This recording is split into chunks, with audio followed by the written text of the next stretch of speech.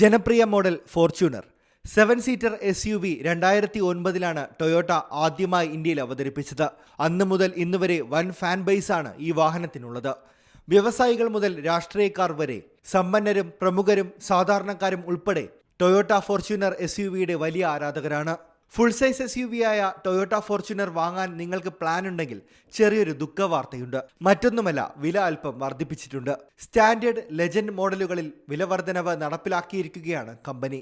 50,000 രൂപയോളമാണ് ഫോർച്യൂണറിന് company വില വർദ്ധിപ്പിച്ചിരിക്കുന്നത്.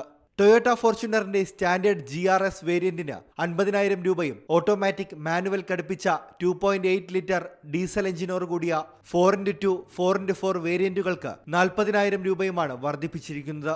ഇതുമാത്രമല്ല, 2.7 litre petrol manual automatic 4x2 വേരിയന്റുകൾക്ക് 35,000 രൂപയും കൂട്ടിയിട്ടുണ്ട്.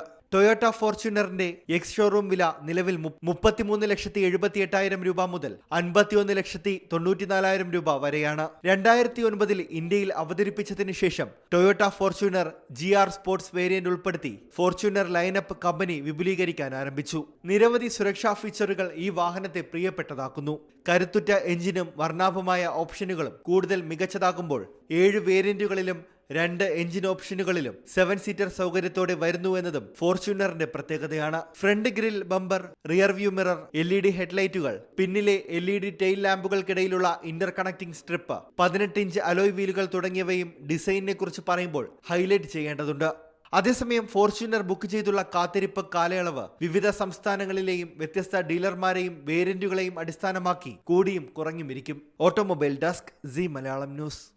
ഏറ്റവും പുതിയ വാർത്തകളും വിശേഷങ്ങളും വിരൽ തുമ്പിലറിയാൻ സീ മലയാളം ന്യൂസ് എല്ലാ ഡിജിറ്റൽ പ്ലാറ്റ്ഫോമുകളിലും ലഭ്യം.